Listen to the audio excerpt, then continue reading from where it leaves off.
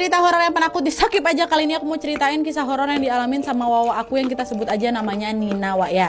Jadi kejadian ini Nina alami pada saat dia ini bekerja di sebuah restoran bintang 5 di Jakarta.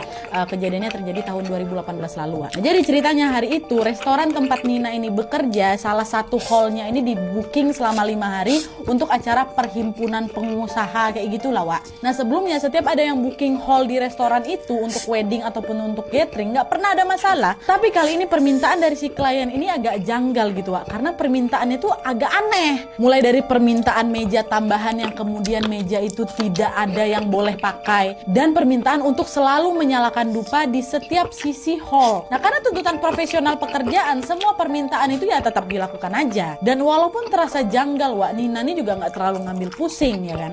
Nah hari pertama sampai hari ketiga acaranya berlangsung dengan lancar, nggak ada apa-apa nih.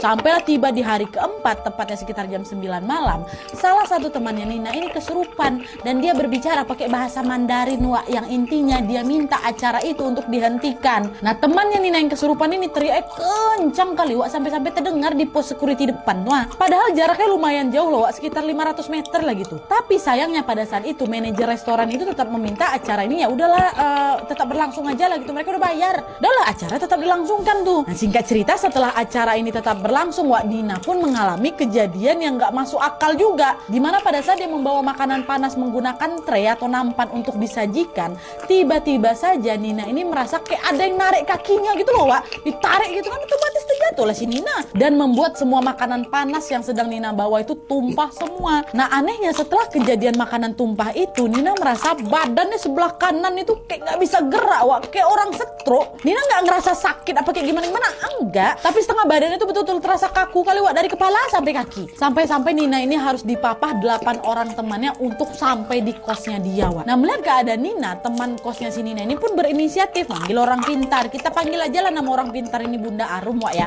Nah baru aja Bunda Arum ini sampai di kos mereka, tiba-tiba Bunda Arum ini nyeletuk, "Wah Nina, kamu itu calon tumbal," katanya. Dan gak lama kemudian Bunda Arum ini pun memeganglah kepalanya Nina dan berbicara pakai bahasa Mandarin, Wak, selama kurang lebih 3 jam pakai bahasa Mandarin. Dan setelahnya kondisi Nina pun berangsur membaik ya. Nah sebelum pulang Bu Arum ini pun berpesan kalau lebih baik kamu izin aja dulu, gak usah kamu masuk kerja besok, istirahatlah dulu nak gitu kan. Nah mendengar hal itu Nina pun menyetujuinya, baik Bunda, besok aku mau izin aja gitu. Nah terus, Wak, keesokan harinya tepatnya di siang hari, tiba-tiba saja Nina mendapatkan kabar dari teman kantornya kalau salah satu karyawan di tempat dia bekerja itu meninggal dunia akibat tertimpa lift barang. Aduh, ini aku. Dan kalian tahu tempat temannya tertimpa lift barang itulah tempat Nina terjatuh gara-gara ada yang narik kakinya, Wak. Karyawan lain mengatakan kalau kondisi teman mereka yang meninggal ini begitu parah, bahkan kulit kepala sampai terlepas saking parahnya tuh kalian. Dan yang anehnya lagi, Wak, pada saat lift barang ini diperiksa tidak ada kerusakan berat di lift itu.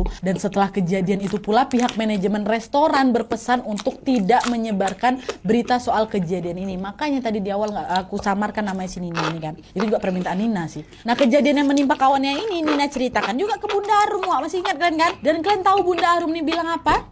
Jadi ternyata salah satu pengusaha yang datang ke acara kemarin itu melakukan perjanjian pesugihan agar usahanya lancar. Nah imbalan atau tumbal yang dibutuhkan adalah jiwa manusia yang sedang menstruasi yang berada tidak jauh dari tamu tersebut. Nah sebenarnya yang mau ditumbali siapa? Itulah Nina, tapi meleset, kenalah ke kawan dia yang lain, Wak. Dan akhirnya sejak kejadian karyawan meninggal tertimpa lift itu, satu persatu karyawan pun resign semua, termasuk Nina. Aduh.